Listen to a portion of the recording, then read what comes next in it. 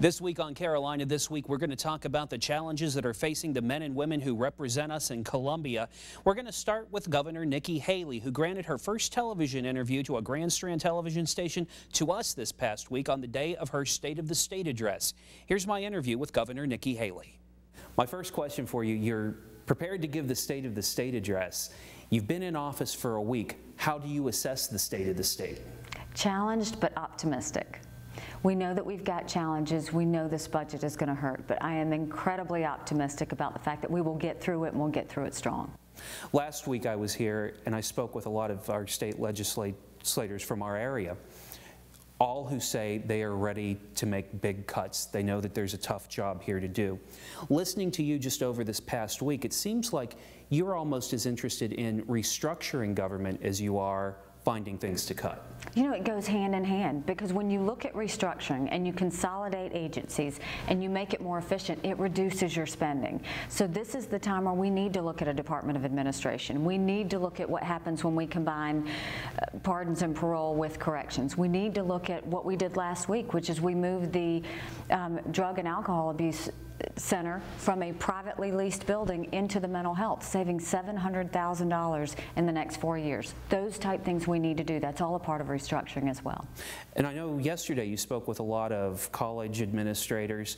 Do you think that a burden is going to be put upon students in state schools to pay higher tuition as we move forward through this budget crisis? No, and that's the reason why I met with the presidents, was to make sure that we look at higher ed funding and understand those are our jobs, that is our workforce, but we have to protect the families and allow those students to continue to go to school and not be affected by the cost.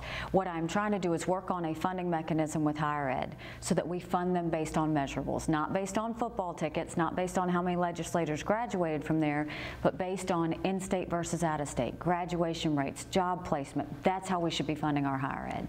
When you look at a $829 million hole in the budget, obviously there's going to be some pain, and the taxpayers, the residents of the state, one way or another are going to feel this. What do you say to them, and what do you anticipate that the average citizen is going to feel through these budget cuts? I think it's an opportunity. Never have we gone back and said, what is the role of government? Government was intended to secure the rights and freedoms of the people. It was never intended to be all things to all people. This is a great opportunity to go to our cabinets, look at what the core mission of each agency is.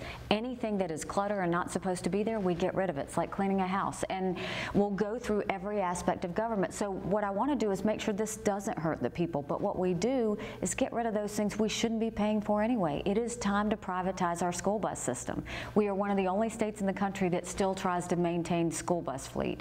We need to get rid of that. It's time to look at getting rid of some other things that we don't have to have. When we're looking at private leases to public property, when we're looking at consolidating administrative functions, those things need to happen. And of course, you're going to need the legislature's help to get all of these things accomplished. And something from just about every lawmaker I've talked to was that the last administration was not always the easiest to deal with. Do you think that legislators are going to have a difficult time working with you, or are they going to find things easier? Well, you know, can't is not an option with me. It is how do we get it done. They know I'm very results driven. They know that we have to prove results the very first year. Our first week was a great success. We had 2 cabinet appointments passed. We had a new director in the Budget Control Board, which we haven't seen in a long time. We saw the House and Senate pass rules that started putting recorded votes on the record. I think that we've had a great week. We need to keep that pace up and continue it going. All the headlines say that lawmakers are going to be looking to you for details tonight. What kind of details are you prepared to give? You know, we've only been in office a week, but we hit the ground running, and so what it will be is broader issues in terms of what I want to see, and then give them some examples of how to go about doing that. But there's not just one state of the state for me. We will continue to talk to them every week. We will continue to cut things every week. We will continue to communicate with constituents every week so that everybody is involved in this process. So they will get more details than they care to have, not just today, but going forward. We need to continue to keep that communication. Of course, we have 2 parties, and talking to many Democrats, it seems that they would like to see a bump in the corporate income tax. Is that something that you would even consider? Absolutely not. This is not the time when families are hurting, when people have lost their jobs, to increase taxes. If anything, we need to eliminate the corporate income tax. We need to make sure that we are inviting more companies to come in and do business in South Carolina. It is not the time that we go and we punish our businesses further. Small businesses are the heart and soul of this state.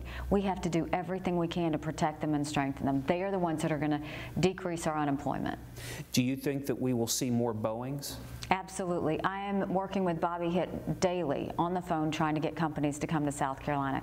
My #1 job is to bring jobs to this state and to help small businesses create more jobs. So we will absolutely see more Boeings and BMWs. The days of it being every 20 years is just over.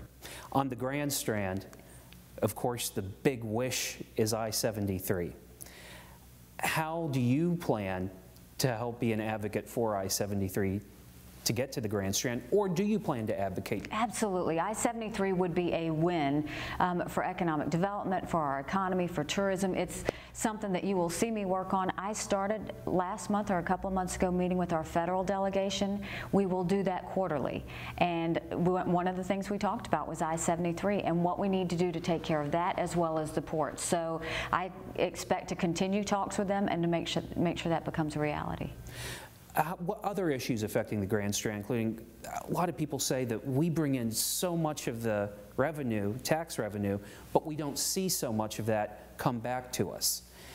Is there anything particular to the Grand Strand that you would like to see happen other than I-73? I want to really focus in on tourism. You know, it's such a large part of what we have growing our economy right now that we need to make sure we put an advocate in tourism that understands that it has to help the businesses. It's about heads and beds. It's about people in restaurants. It's about making sure that we're advertising South Carolina to the people that we want to visit. That is the key, is to keep the economy turning, to make sure that we are constantly focusing on how we can get more people to visit and want to live in South Carolina. There has been talk in the press about how you pay some of your staffers, that they're making more money than they did under the Sanford administration. How do you respond to that? Because as I understand it, your payroll is actually lower than the previous governors. We are $75,000 under budget. What I did was restructure the way my staff is differently than what Governor Sanford did. I want to get things done, and the way I needed to do that was to create a structure that I knew would prove results immediately. They don't work Monday through Friday 9 to 5. They are 7 days a week, 24 hours a day to get the job done. I stand behind every single person I've put on my staff. They have already proven results the first week and more than paid for themselves, and I expect that to continue to happen on a weekly basis.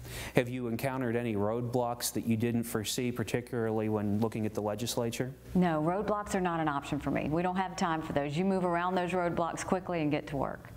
What do you have to say to those people out there that may have criticized Nikki Haley and have said all the things that we don't need to dig up over again with the scandals or alleged scandals and this, that, and the other thing? How do you respond to your critics? I don't have time to pay attention to naysayers or haters. What I'm focused on is the people who want to see South Carolina do well. I'm focused on the positives. I'm focused on the things that we can accomplish. I'm focused on how people view South Carolina in the rest of the country. And those are the things I focus on. Last stuff for you here, but some of the personal stuff. How's it been moving into the mansion? How's the first gentleman taking this, and how are your children? Michael and the kids are definitely more adjusted than I am. They're great. Everybody's fine. We're a little bit in boxes still, but the kids have learned quickly that chores apply in a governor's mansion as well. Michael has settled in nicely, and he's back to work, so all is good. We're very happy. Anything else you want to say to the people who live on the Grand Strand and in the PD? I mean, thank you for the sacrifices. Thank you for the support. We are going to work hard for the people of South Carolina. We want to make sure they're proud. I'm going to work every day to make sure we do that. Okay, look forward to seeing you. Thank you very much. It was a pleasure. Thank you, Governor.